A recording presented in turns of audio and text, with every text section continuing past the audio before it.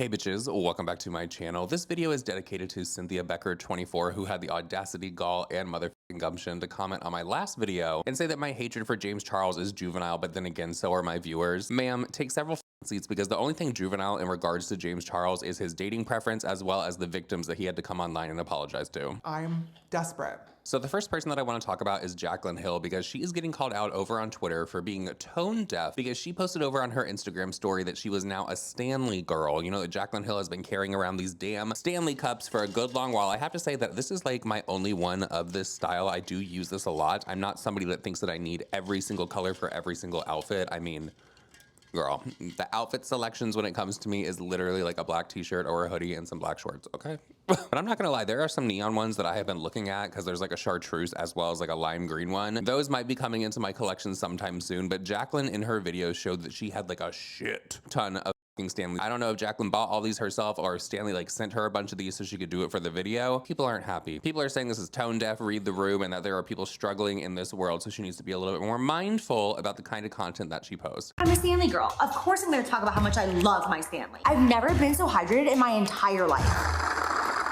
I'm a Stanley girl. The whole purpose is that you only need one. It would be ridiculous to collect them. I'm a Stanley girl. Of course I have all the new accessories. Where are you going? Baby, I'm going on a hike. That's what the Californians do. I'm a Stanley girl. Of course I'm gonna remind everyone that I'm the most hydrated one in the room. You only drank 2 today? I'm a Stanley girl. Of course my Shih Tzu has her own Stanley.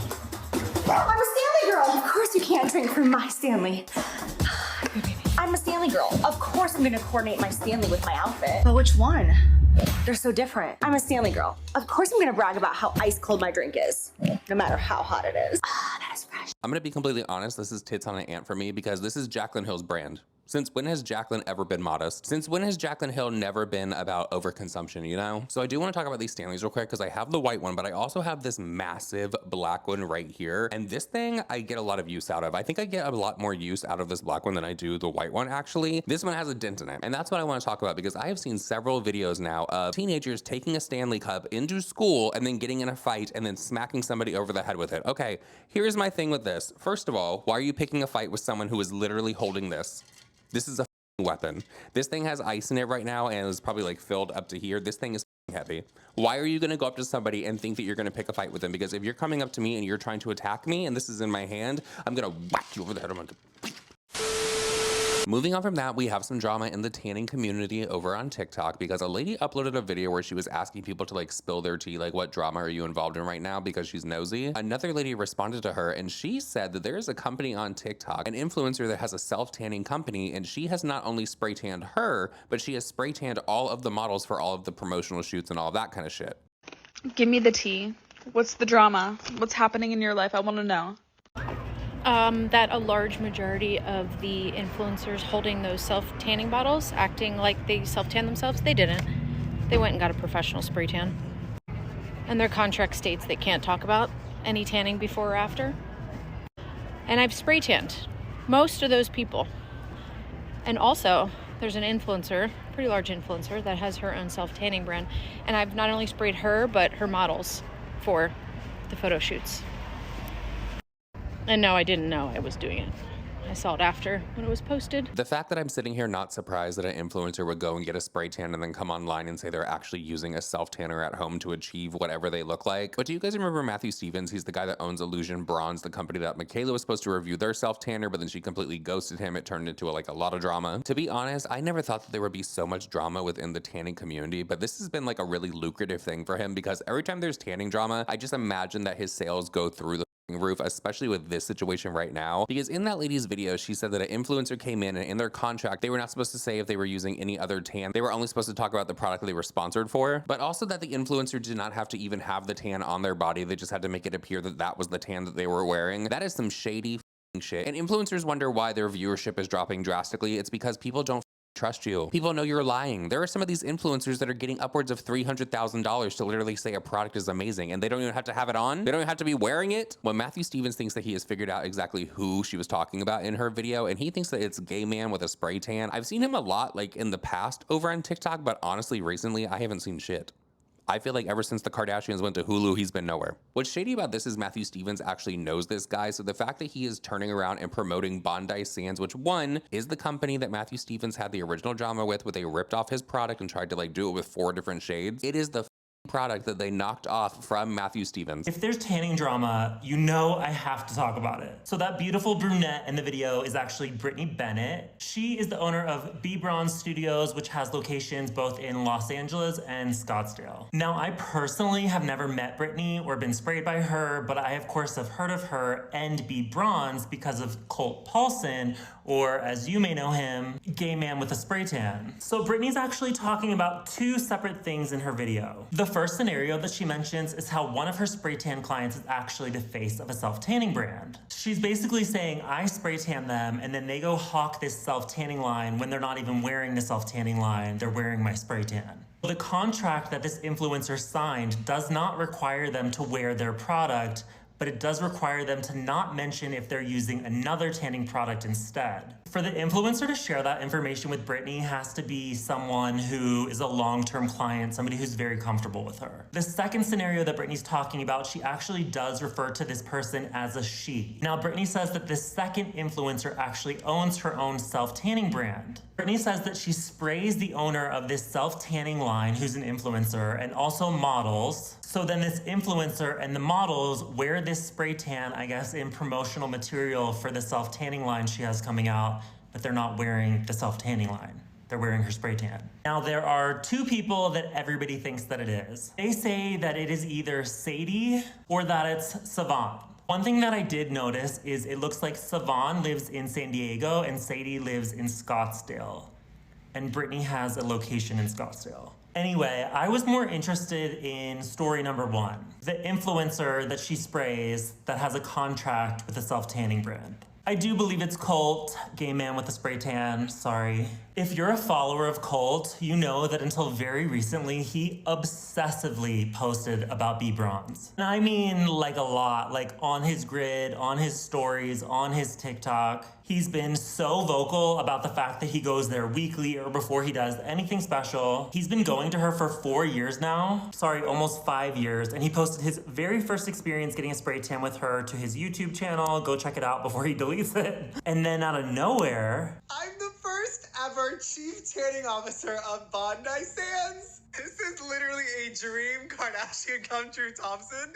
how embarrassing. We're literally wearing the same Skims boyfriend tee. Oh my God. So he's now the face of Bondi Sands, even though for years he's been promoting the fact that he goes to B Bronze and sees Brittany. Colt becoming the face of Bondi Sands was already super strange to me because if you don't know, I have a little bit of a history with Bondi Sands. I myself am a small business owner. I own Illusion Bronze. If you don't know, Illusion Bronze is the only custom self-tanner that's blended for each individual client based off of your eye color, your hair color, and your skin tone. My very first video about this in January 2023 went viral because there's nothing else like it on the market. 5 months later, in May 2023, Bondi Sands launched their Technicolor line, which had 4 colors. They, of course, already had those 4 colors produced for a while. But after my small business went viral, they tried to take my concept and apply it to their 4 colors. They basically cheapened my concept and added a quiz to their website asking, what's your eye color, hair color, skin tone for the perfect match? Was I annoyed? Yes, of course. But I'm a small business owner. They're a multi-million-dollar company. Maybe it's a coincidence, right? Well, then a few small creators, I'm talking little to no following, reviewed Illusion Bronze and their videos went viral, amassing over 1 million views. These were genuine, honest reviews that were not paid. But Bondi Sands saw that. They contacted these small creators and then they offered them money in order to say the same things that were true about my product, but to say it about theirs instead. It's mixed for them based off their eye color, hair color, skin tone. Just take the quiz on their site. So at this point, they've cheapened my concept by just adding a quiz to their new range. They hired the small influencers who helped me go viral a second and third time. And now they have an actual person, another gay man, basically as the face of their brand. Now, is that a coincidence, or do they see me being the face of my brand and having a personal relationship with followers and are trying to imitate that? If you've been following me from the beginning, you know that Illusion Bronze is the first of its kind, the first tan that's made specifically for all different types of people,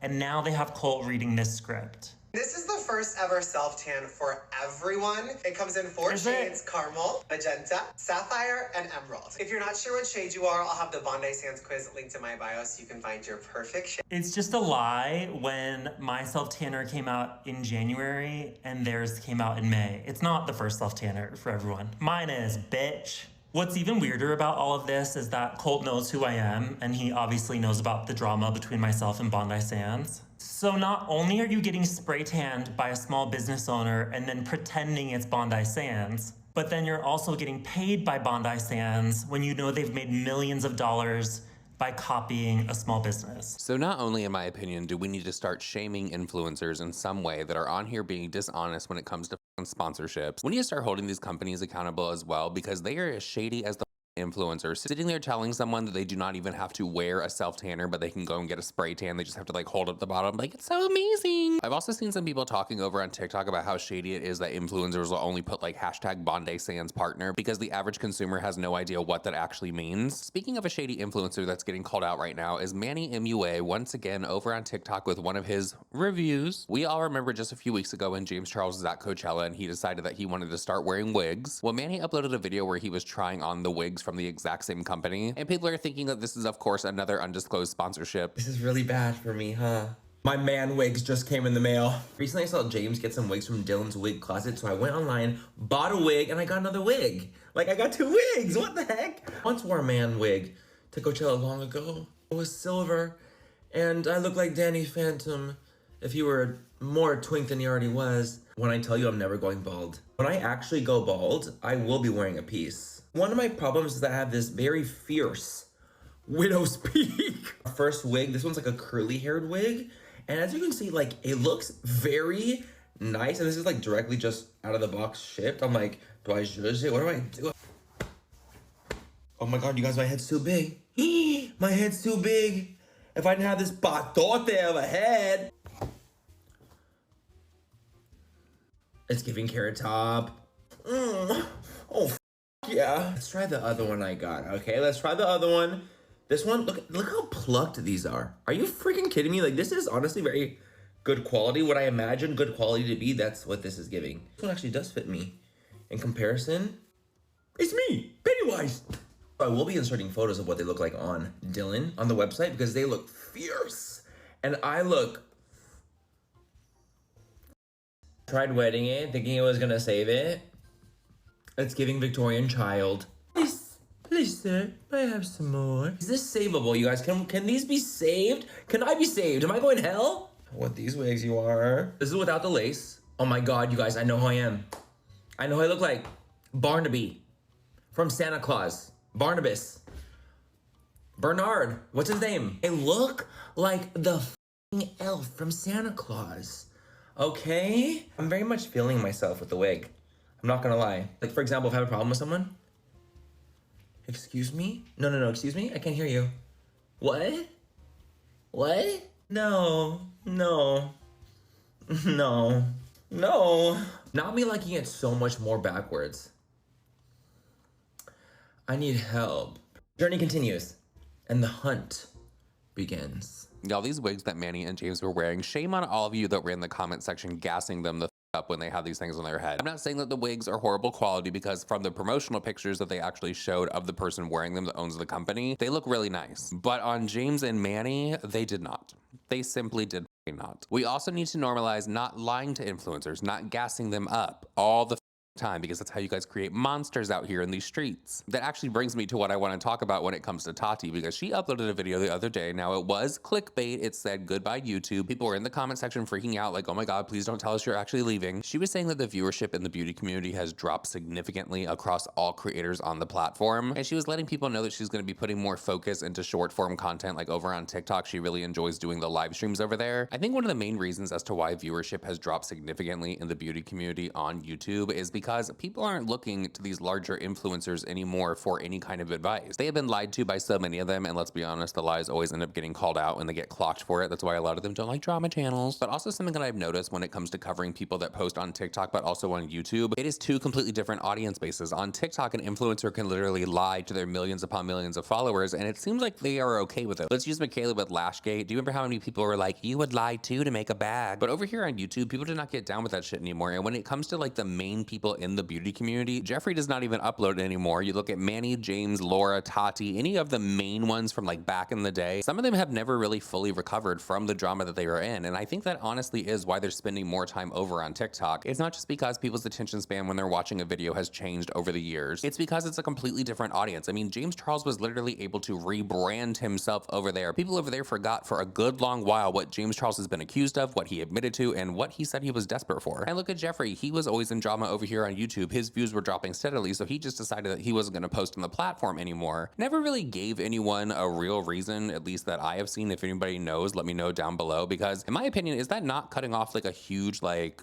paycheck? I mean, I know that he has a lot of money, but I mean, wouldn't you want more money? There are a lot of people that are not happy about the fact that Jeffree Star does not post on YouTube anymore, and they are always in his comment section, always in his chats, asking for the long form reviews. But another reason as to why I think that viewership is dropping for a lot of beauty creators over here on YouTube, I think that a lot of people in the world right now with everything going on do not have the extra money to actually spend on whatever product the influencer is reviewing, especially a lot of the time when it's like an eyeshadow palette that you can literally go and just pick from a few that you already have and make that palette yourself. Or they're like Alex Earl the other day on TikTok and they're reviewing a $45 lip oil. Nobody is wanting to spend $45 on a lip oil right now. I do want to say though, I think another reason as to why a lot of these influencers are now over on TikTok a lot more, because a lot of them are going live over there. I've seen James live a bunch. Jeffree is obviously live 24/7. Tati is now doing 2 live streams per week over there. It's the TikTok shop. Now when Tati is live over there, she will literally have like a list at the bottom. You click like the shopping cart and whatever she's going to be talking about in that live stream, it's literally there. They can literally drag and drop a product onto the screen. In all seriousness, I'm glad that Tati is not leaving the platform, but I really hope that her TikTok journey does not take her down that dark path. The dark path that we all know, that we have seen Jason Nash go down, that we have seen Jeffree Star go down with the fake excitement, the influencer gasp when it comes to somebody sending a gift. I will never understand people that throw money at millionaires over on TikTok. It's like, what? So you can hopefully get noticed and they can hopefully say your name. Are you screen recording that? Are you going to show that to your grandkids? Because I assure you, nobody was moved. So with all that said, everyone, that is it for this video. Please let me know all of your thoughts and opinions down below. Let me know why you think the viewership for all these beauty influencers is dropping drastically over here on YouTube. And if you have made it this far in the video, please leave me a lipstick emoji down below, and I'll see you guys in the next one. Bye.